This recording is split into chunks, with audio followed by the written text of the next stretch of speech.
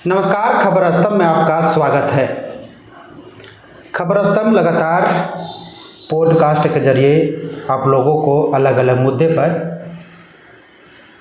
सूचना दे रही है और बता रही है कि क्या कुछ आगे होने वाला है। हमारे स्टूडियो में कभी पॉलिटिक्स तो कभी सामाजिक कार्यकर्ता तो कभी ज्योतिषी आ रहे हैं और आज के हमारे मेहमान हैं टीएमसी के एक भावी विधायक प्रत्याशी। पूर्व में भी ये टीएमसी से रांची से विधायक प्रत्याशी रह चुके हैं और यूँ कहें तो 2019 में जो इसके द्वंद्वी थे प्रतिद्वंदी उनको छक्के छुड़ा दिए थे। आज हमारे स्टूडियो में हैं राजेश कुमार पांडे जी, आपका स्वागत है। नमस्कार। सबसे पहले कि हम आप ही से जानना चाहेंगे कि पॉलिटिक्स में कैसे आए, कब आए, अगर थोड़ा बताएं तो।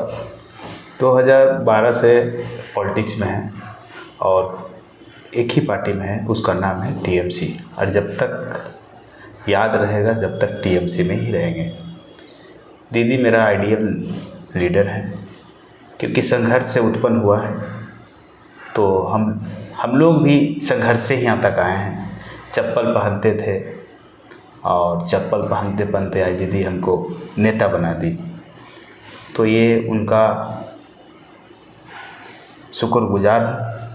और आज रांची ऐसा टाउन में महानगर अध्यक्ष और रांची ऐसा विधानसभा में चुनाव लड़ने का मौका मिला। दीदी की बात करते हैं जो टीएमसी की और पूरे देश की एक लीडर माने जाने वाली चेहरा है। कब मिले आप उनसे और कैसे प्रेरित हुए कि पार्टी में जाना है, उनसे मिले? कब मिले उनसे पहली बार? लोग जब चुनाव 2014 लोकसभा चल रहा था उसमें बंधु दा थे, चमरा लिंडा थे, ददई दुबे जी थे, सभी लोग थे संगठन में और उसी दरमियान मुलाकात हुई थी। उसके बाद से दीदी का फाइन हो गए, मतलब सुतना और उठना दीदी ही मेरा आइडियल कोई लीडर पॉलिटिक्स में है, वो दीदी ही है। तब से लगा कि यदि अपॉर्चुनिटी मिले तो हम यहाँ कुछ करें। हाँ, टीएमसी के लिए कुछ करेंगे। और दीदी ऐसा मौका दी कि 19 में विधानसभा चुनाव लड़ाई और पुरजोर तरीके से हम चुनाव लड़े। और आप लोग देखे ही होंगे जितना हम लोगों को कम समय में ज़्यादा मेहनत किए और टीएमसी के लिए जितना उपलब्धि हुआ हम लोग यहाँ रांची में विधानसभा में दिखाए। 2019 में आप चुनाव लड़े, अभी रांची महानगर के अध्यक्ष भी हैं। पार्टी को अगर राजधानी जिस विधानसभा में आप लड़े हैं, भावी प्रत्याशी हैं, आने वाले कुछ महीनों में चुनाव है, पार्टी को आप किस तरह से देख रहे हैं अभी की स्थिति के? देखिए, संगठन तो हम लोगों का पहले भी बहुत मजबूत संगठन रहा है। 14 में भी संगठन था जिसमें ददई दुबे जी थे, चमरा लिंडा वगैरह वगैरह। संगठन कभी कमज़ोर नहीं रहा।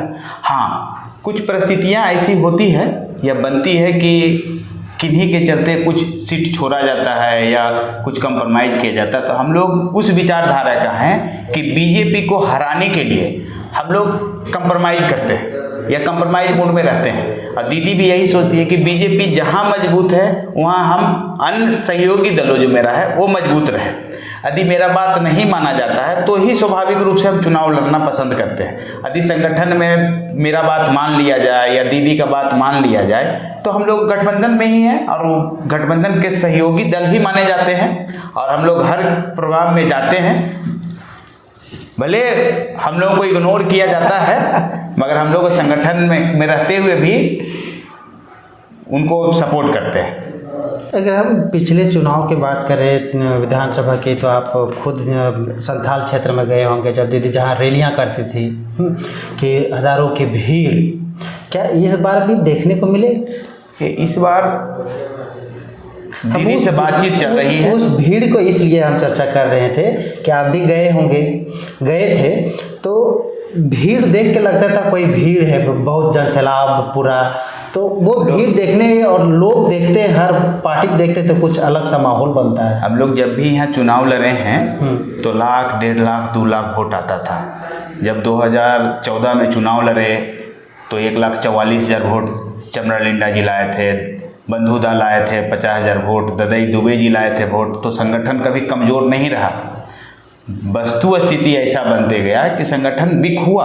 मानते हैं कि संगठन यहाँ थोड़ा सा मेरा कमज़ोर है, और दीदी का आदेश आया तो संगठन उससे भी मजबूत स्थिति में यहाँ है। सिर्फ दीदी का आदेश का पालन हम लोग कर रहे हैं। जिस दिन आदेश आया हम लोग संगठन पे काम कर रहे हैं, और विधानसभा की तैयारी भी चल रही है। हम लोग रुके नहीं हैं। 5 साल होने जा रहा है। 5 साल में पहले 371 बूथ हुआ करता था, आज 427 बूथ है रांची विधानसभा में। हर बूथ स्तर पे काम चालू है।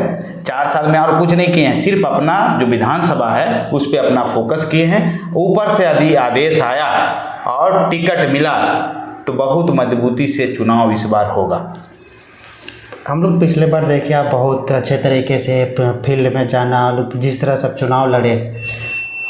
इस बार अगर आपको रांची विधानसभा से मौका मिलता है तो क्या अलग रणनीति होगी जो प्रतिद्वंदी कहे कि भाई किसी से टक्कर हुआ है? देखिए, अगले बार तो जब टिकट मिला था मेरे पास पर्याप्त समय नहीं था। बहुत ऐसा जगह था जब हम लोगों को बूथ कोऑर्डिनेटर नहीं था, बूथ स्तर पे आदमी नहीं था, कहाँ बूथ था खुद पता नहीं था।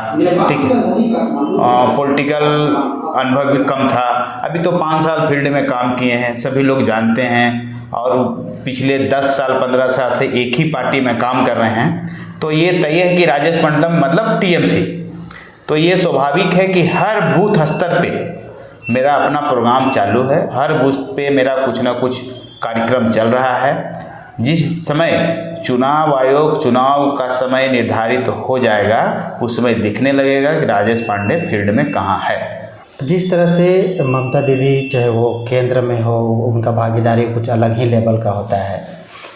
अगर जेएमएम या ममता दीदी बातचीत होता है आप लोगों का आगे, तो गठबंधन में जाना चाहेंगे झारखंड में? देखिए, ये तो केंद्रीय नेतृत्व ही डिसीजन लेता है।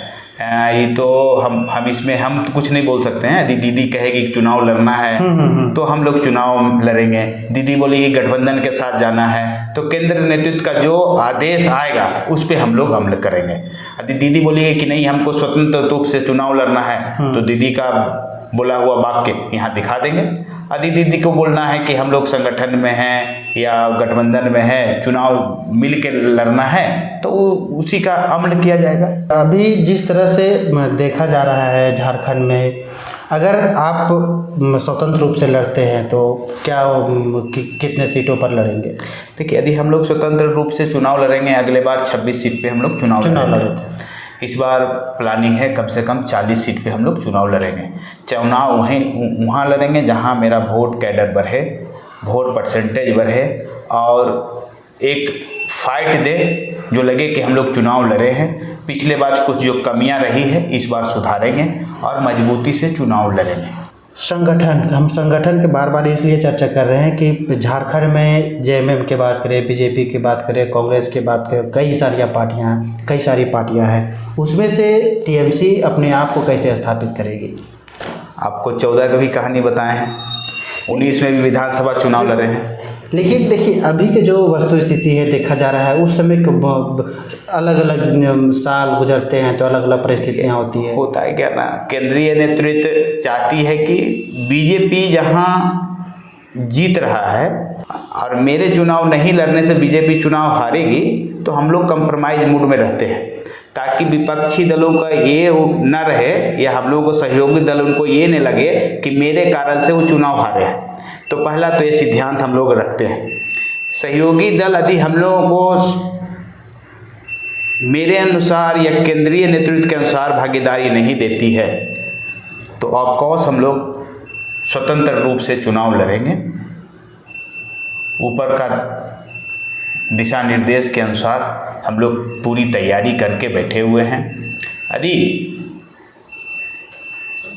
हम लोगों को सीट पर्याप्त नहीं मिला तो हम लोग स्वतंत्र रूप से चुनाव झारखंड में इस बार लड़ेंगे।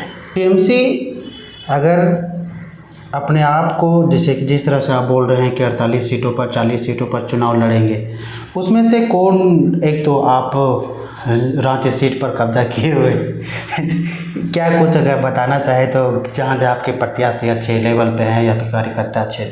मेरे जमशेदपुर एरिया में प्रत्याशी अच्छे हैं, ईचागढ़ में है, पाकुड़ में है, दुमका में है, जामतारा में है, राजमहल में है, सभी साइड है। रांची विधानसभा खुद चुनाव लड़ते हैं, हटिया में उम्मीदवार मेरे पास है, मांडर में है, गुमला में है, पलामू में है, हजारीबाग में है, कोडरमा में है, बढ़ी में, तो सभी जगह उम्मीदवार में कोई कमी नहीं है। बस संगठन हम लोगों का सचमुच में संगठन में भागीदारी नहीं मिलती है तो रैली में हम लोग 40 से 45 सीट पे चुनाव लड़ेंगे। लेकिन ये भी देखा गया है कि पहले अगर जैसे 19 की बात करते हैं, 14 की बात करते हैं, जिस तरह से आपने बोला कि कई नेता बड़े रहे हैं, हाँ, तो अब तक कई साल, एक दशक, मान लीजिए 1 दशक हो गया है, एक अच्छे नेता, एक अच्छे लीडर के रूप में टीएमसी आखिर क्यों नहीं दे पाया झारखंड को?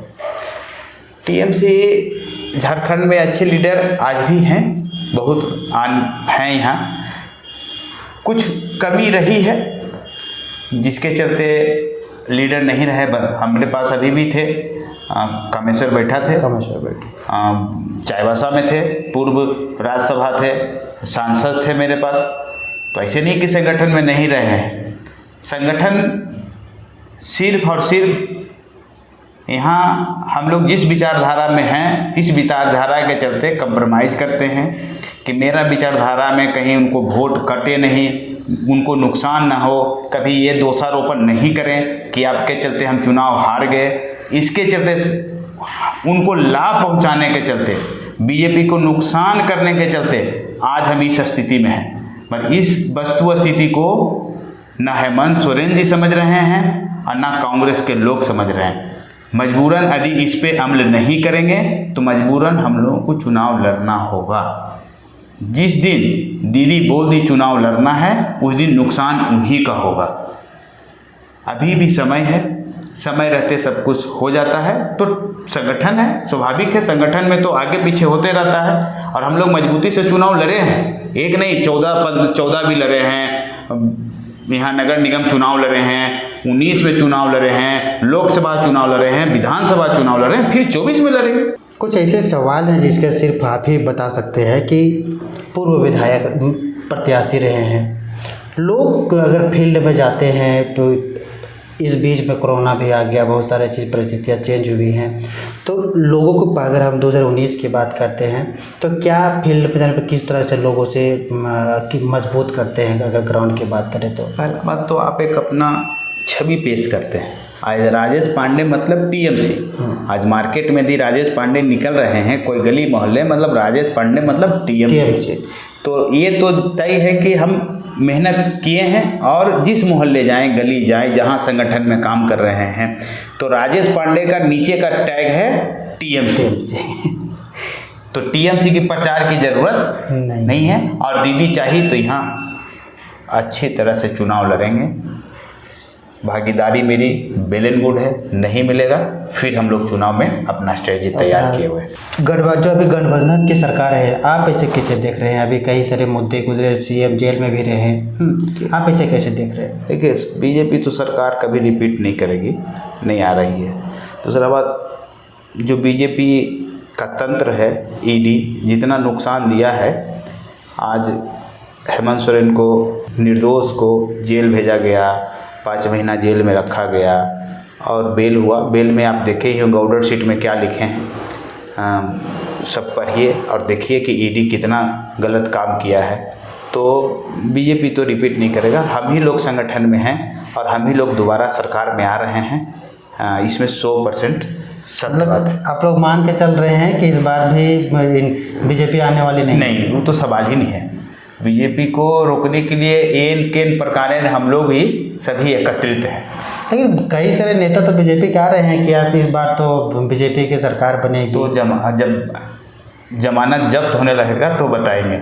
अच्छा, अभी भी कई सारे, आप चाहे वो बंगाल की भी बात करें या झारखंड की या दिल्ली की बात करें, तो लगातार जो सरकारी एजेंसियां हैं उस पर आरोप लगाए जाते हैं। तो ये कहाँ तक आप मानते हैं? आप कहाँ तक आप मान रहे हैं सच है? ये हम, मेरे मानने से दुनिया मान रहा है। आप निर्दोष लोगों को मुख्यमंत्री रहते हुए, संवैधानिक पोस्ट पे रहते हुए अरेस्ट कर लेते हैं और प्रूफ कुछ नहीं है। कोर्ट पूछती है कि प्रूफ दीजिए, तो प्रूफ ही नहीं आपके पास है।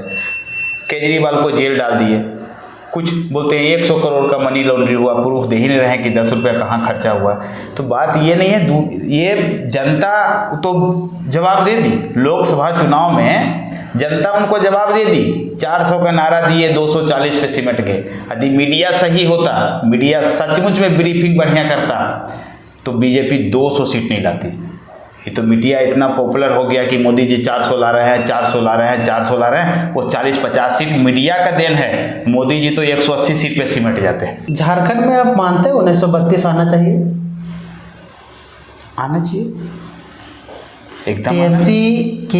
टीएमसी ये मानता है कि झारखंड में उन्हें जो झारखंड के लोग हैं, सबसे प्राथमिकता पहले उनके होनी चाहिए। देखिए, जो यहाँ के बासिंदे हैं मूल रूप से, प्राथमिकता तो होना ही चाहिए। जब बिहार के लोगों को बिहार में आरक्षण मिल रहा है या उनको उस तरफ से जो भी बेनिफिट मिल रहा है, तो झारखंड के लोगों को झारखंड को क्यों नहीं? हम लोग भी एक बिहार से, मेरे पर बाबा आए थे, बाबूजी रह गए, हम यहाँ हैं, तो हम पहले झारखंड का गाएंगे, झारखंड के लोगों का हित सोचेंगे।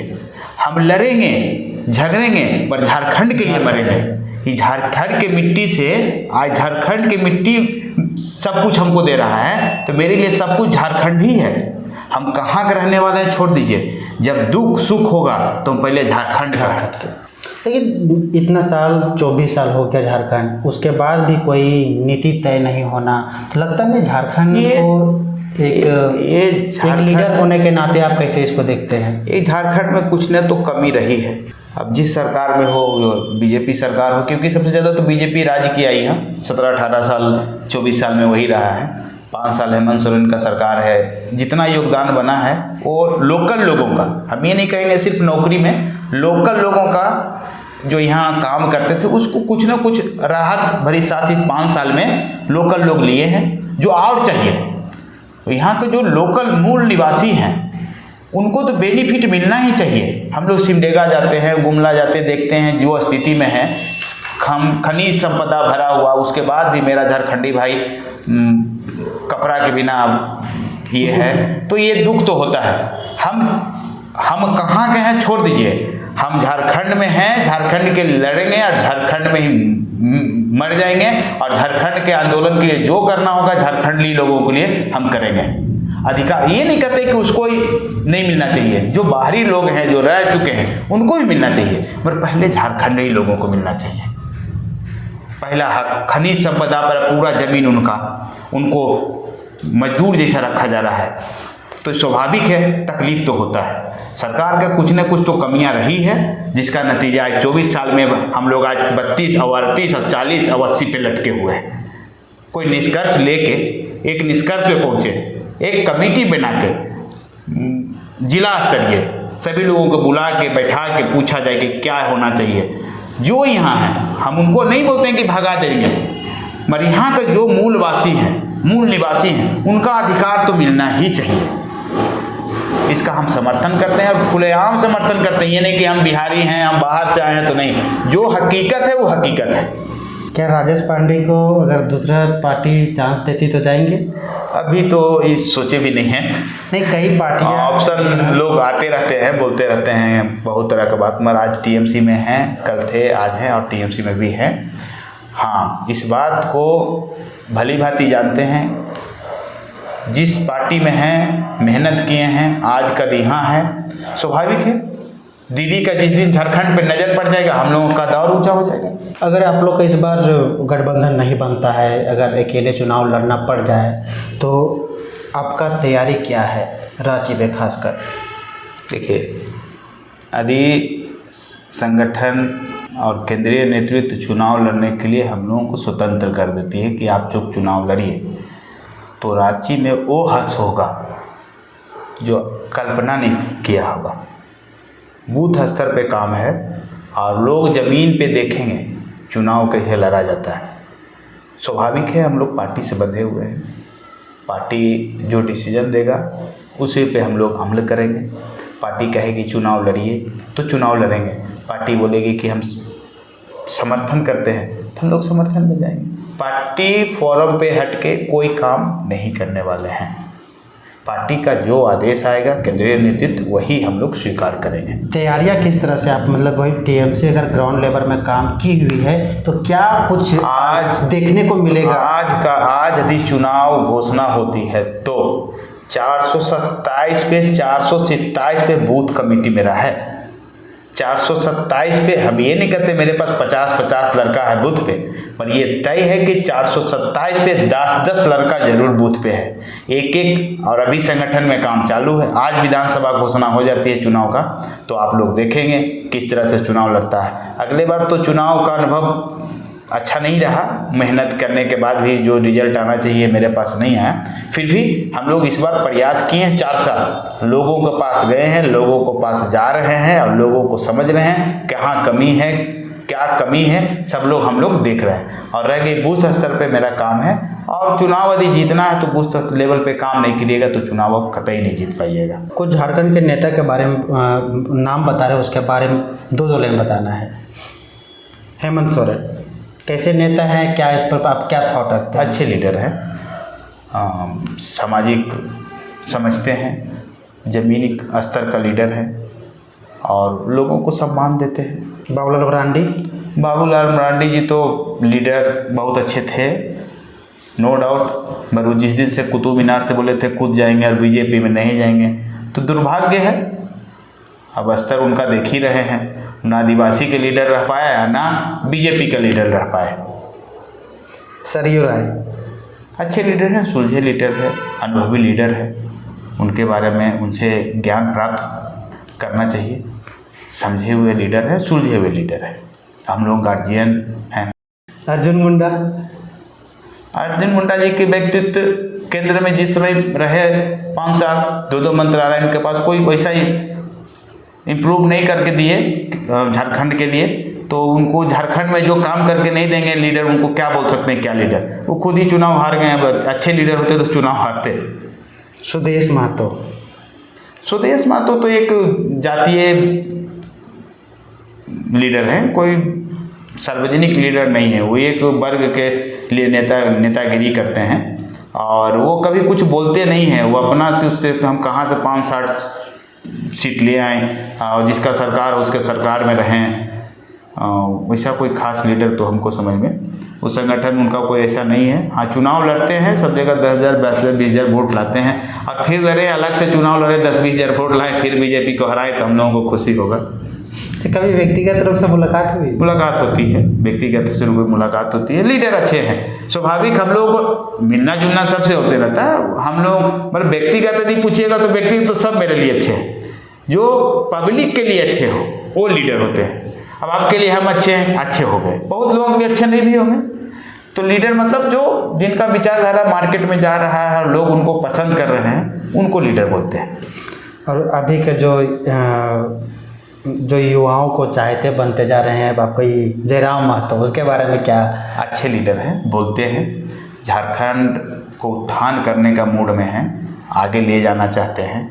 यदि यही लक्ष्य रहा तो आगे बढ़ेंगे और मेहनत करने से ही लोग आगे बढ़ता है। स्वाभाविक है, लोकसभा चुनाव लड़े 3 लाख 4 लाख वोट लाए, कोई साधारण आदमी 3 लाख 4 लाख वोट नहीं लाता है। इनके पास जनाधार था तभी 3 लाख 4 लाख वोट लाए, मगर हराए चुनाव हम ही को, हम लोग चुनाव जीते।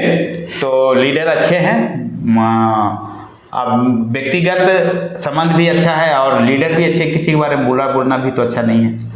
और काम जो झारखंड के लिए करेगा, जो झारखंड के बारे में बोलेगा, जो झारखंड के लिए लड़ेगा, वो मेरे नज़र में लीडर अच्छा है। किस पार्टी से है क्या है उससे कोई मतलब नहीं है। जो झारखंड को आगे बढ़ाने की बात करेगा, जो झारखंड को हम लोग जैसा लीडर कुर्बानी करने के लिए हम लोग तैयार है, झारखंड आगे जाए, आगे लेके जाए, यहाँ के लोग आगे बढ़ें, तो लीडर तो ऐसा ही चाहिए। यंग लोगों को ज़रूरत है।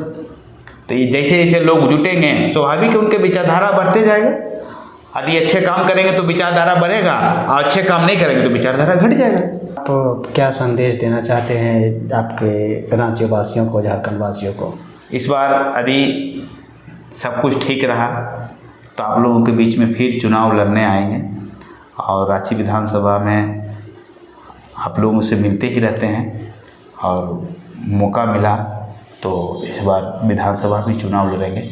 जैसा प्लानिंग चल रहा है केंद्रीय नेतृत्व से बात हुआ है, हम लोगों का आश्वासन मिला है, सब कुछ ठीक रहा तो आपका बेटा आपके गली मोहल्ला में फिर नज़र आने वाला है।